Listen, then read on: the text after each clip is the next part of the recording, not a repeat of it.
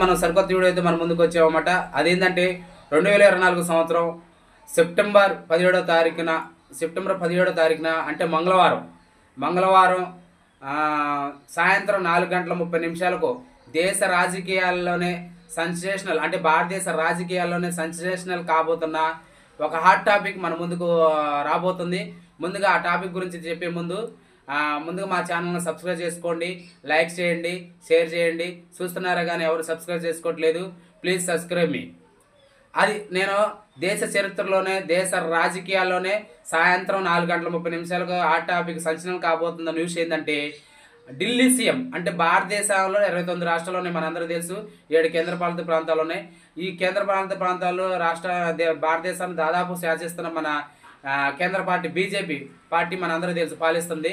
అయితే ఢిల్లీ అటువంటి భారతదేశానికి రాజధానిగా ఉన్న ఢిల్లీని మాత్రం ఏరియా పార్టీ పరిపాలిస్తుంది. ఆ పార్టీ ఏదో మనందరూ తెలుసు, one and only Aam Aadmi party. Arvind Kejriwal గురించి ఎందుకు చెప్తున్నంటే ముందుగా అరవింద్ కేజ్రీవాల్ ఆమ్ ఆద్మీ పార్టీ ఒక సామాజిక కార్యకర్త. అన్నా హజారేతో పాటు అవినీతికి వ్యతిరేకంగా పోరాటం చేసిన సామాజిక కార్యకర్త, ఓన్లీ సింపుల్ సామాజిక కార్యకర్త. ఆయన 2012 నవంబర్ 26వ తారీఖున మనకి ఆమ్ ఆద్మీ పార్టీ స్థాపించాడు. ఆ పార్టీ సింబల్ చూస్తేనే మనకి ఏంది ఈ పార్టీ సింబల్ ఎలా ఉంది అని అనుకుంటాం, అందరికి నవ్వు వస్తుంది. ఆ పార్టీ సింబల్ ఏందో మనకు తెలుసు, చీపురు గుర్తు. అలాంటి చీపురు గుర్తు దాంతోనే అన్నా హజారేగా శిష్యుడుగా పేరు పొందిన అరవింద్ కేజ్రీవాల్ చీపురు గుర్తుతోనే దేశాన్ని ఊడి చేస్తాడు అన్నాడు. అలాంటిదే దాదాపు 2 పర్యాలు ఢిల్లీని 2 పర్యాలుగా శాసిస్తున్నాడు. ఢిల్లీని 2 పర్యాలుగా సీఎంగా ఉండి పరిపాలన చేస్తున్నాడు. అలాంటి కేజ్రీవాల్కి ఒక సమస్య వచ్చింది. ఆ సమస్య ఏదో మన అందరూ తెలుసు. ఎందుకంటే బీజేపీ పార్టీ ఏంటంటే ఆ రాష్ట్రాల్లో మనం పరిపాలిస్తున్నాం, ఒక ఢిల్లీని మాత్రం ఎందుకు పరిపాలించట్లేదు అని లక్ష్యంగా పెట్టుకున్నారు. ఎంత లక్ష్యం పెట్టుకున్నా సరే కేజ్రీవాల్ మాత్రం పడేయలేకపోతున్నారు. Arvind Kejriwal money laundering liquor కేసులో 2024 మార్చి 21వ తారీఖున అరెస్ట్ చేశారు. సిబిఐ అవినీతి కేసులో అరెస్ట్ చేశారు. అయితే ఈ అరెస్ట్ ఏంటంటే ఒక సీఎం పదవిలో ఉండగా అరెస్ట్ కాబడిన తొలి ముఖ్యమంత్రి ఆయన. ఒక సీఎం పదవిలో ఉండగా అరెస్ట్ కాబడిన తొలి ముఖ్యమంత్రి. అయితే ఈయన గురించి అసలు బీజేపీ వాళ్ళు చాలా లక్ష్యంగా టార్గెట్ పెట్టుకున్నారు అరవింద్ కేజ్రీవాల్ గురించి. అది మాటలు చెప్పలేదు, ఎందుకంటే అతను నేనేం తప్పు చేయలేదు, నేను ఖచ్చితంగా జైలు నుంచి విడుదలవుతాను అన్నాడు. దాదాపు 6 నెలల తర్వాత రిలీజ్ అయ్యాడు. 6 నెలల తర్వాత రిలీజ్ అయ్యి జైలు నుంచి బయటకు వచ్చిన తర్వాత ప్రెస్ మీట్ పెట్టాడు. ఏమని ప్రెస్ మీట్ పెట్టాడంటే నేను రాజీనామా చేయబోతున్నా, ఎందుకంటే ప్రజల నుంచి విశ్వసత కోరుతున్నా, ఎందుకంటే అలాంటి ప్రజల నుంచి విశ్వసనైతే కోరుతున్నా, ఎందుకంటే నా మీద ఎటువంటి విశ్వాసం ఉంది ప్రజలకి, నేను సీఎంగా నేను కొనసాగను, ప్రజల నుండి అడుగుతున్నా ప్రజల్ని, నా మీద ఎటువంటి కేసులు లేకపోతే మళ్ళీ నన్ను సీఎం చేస్తారు, నా మీద ఎటువంటి అవినీతి కేసు లేకపోతే అవినీతి మచ్చ అనేది లేకపోతే నన్ను సీఎంగా మళ్ళీ ప్రజలు చేస్తారు, కాబట్టి నేను రాజీనామా చేస్తున్నా. ఈ 17వ తారీఖు మంగళవారం సాయంత్రం 4:30 రాజీనామా చేస్తున్నా. రాజీనామా చేసి మహారాష్ట్రకి ఎన్నికలు నవంబర్లోనే జరగబోతున్నాయి. ఆ ఎన్నికలతో పాటే ఢిల్లీకి కూడా ఎన్నికలు నిర్వహించాలని అడుగుతున్నారు మన కేంద్ర ఎలక్షన్ సంఘాన్ని. అందులో భాగంగానే మనకి ఈరోజు రాజీనామా చేస్తున్నాడు. ఆయన ఎంత హింసించాడో, ఎంత క్రూరంగా హింసించాడు అనేది చాలా చెప్తున్నారు అనమాట. ఎందుకంటే దాదాపు జైల్లో ఉన్నప్పుడు అతీష్ అంటే కేజ్రీవాల్ జైలుకి వెళ్ళినప్పుడు పరిపాలన చేయొచ్చు, యాస్టీజ్గా జైల్లో ఉన్నప్పుడు పరిపాలన ఎందుకు చేయకూడదని సుప్రీంకోర్టు ధర్మాసనం కేంద్రాన్ని ప్రశ్నించింది. అందులో భాగంగానే ఆయన జైల్లో ఉన్నా సరే అతన్ని అనుచరులు అంటే అతీష్ మార్లేనా అనే ఢిల్లీని పరిపాలన చేసింది. ఈ 6 నెలలు పరిపాలన చేసింది.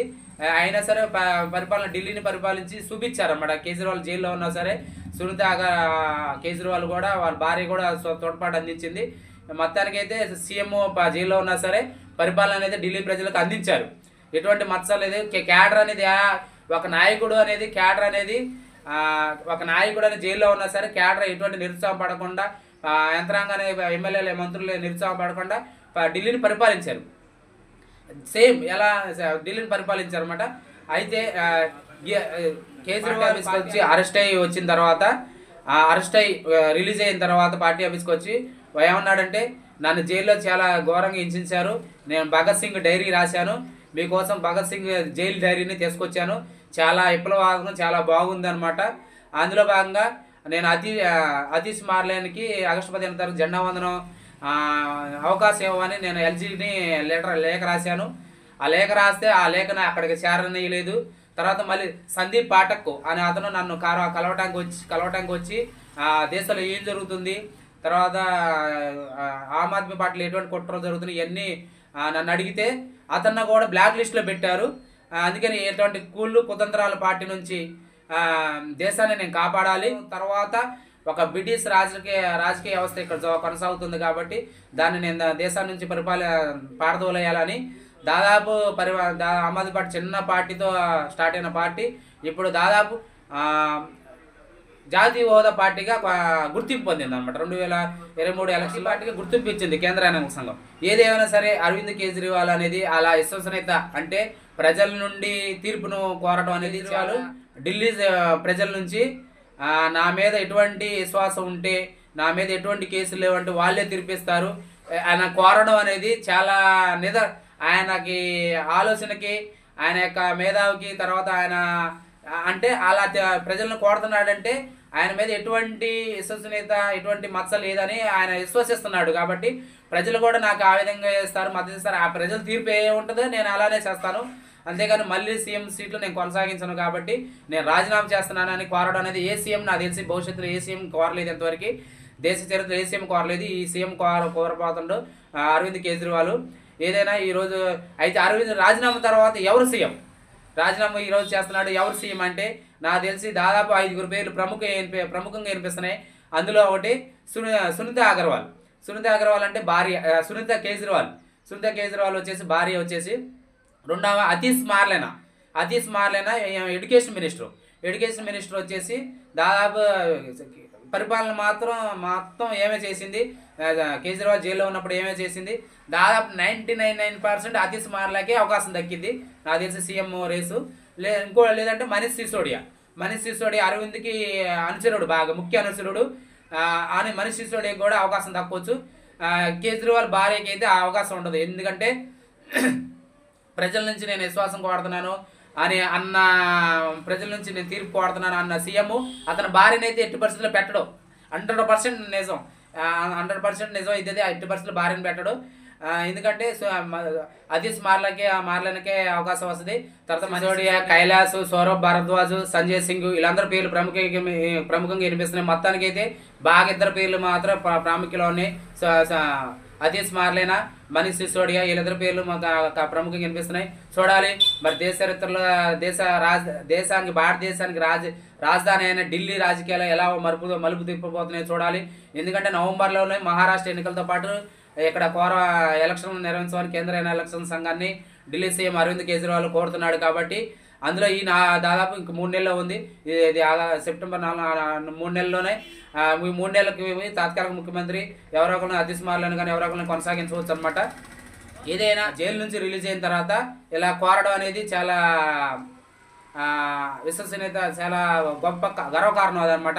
ఇది చూడాలి దేశ చరిత్రలో దేశ రాజధాని ఢిల్లీలో ఎటువంటి రాజకీయాలు ఏదైనా కొనసాగించబోతున్నాయి అనేది చూడాలన్నమాట. ముందు దేశ రాజకీయాలు ఢిల్లీ రాజకీయాలు ఏ విధంగా మలుపు తిరగబోతున్నాయో చూడాలి. ఏదైనా అరవింద్ కేజ్రీవాల్కి హ్యాట్సప్ చెప్పాలి, ఎందుకంటే ఒక సీఎం అనేది జైలు నుంచి రిలీజ్ అయిన తర్వాత నా మీద ఎటువంటి మచ్చ లేదు అని ప్రజలను నేను కోరుతున్నాను. నా మీద ఎటువంటి మచ్చ ఉంటే ప్రజలు నాకు తీర్పిస్తారు, నన్ను ఇంట్లో కూర్చోబెడతారు, లేదంటే మచ్చ లేకపోతే నన్ను సీఎంకి మళ్ళీ చేస్తారు అని కోరడం అనేది చాలా కేజ్రీవాల్కి చాలా హ్యాట్సప్ అనమాట. ఎందుకంటే అంత కోరడం, ప్రజా తీర్పు కోరడం అనేది చాలా గొప్ప శుభ పరిణామం అనమాట. చూడాలి రాజకీయాలు, ఢిల్లీ రాజకీయాలు ఏ విధంగా మలుపు తిరగబోతున్నాయని చూడాలి. ఎవరు సీఎం అవుతాడో చూడాలి. మీకు ఢిల్లీ సీఎం ఎవరు కాబోతున్నారు అనేది మీకు ఏమైనా తెలిస్తే కామెంట్ చేయండి, లైక్ చేయండి, సబ్స్క్రైబ్ చేయండి.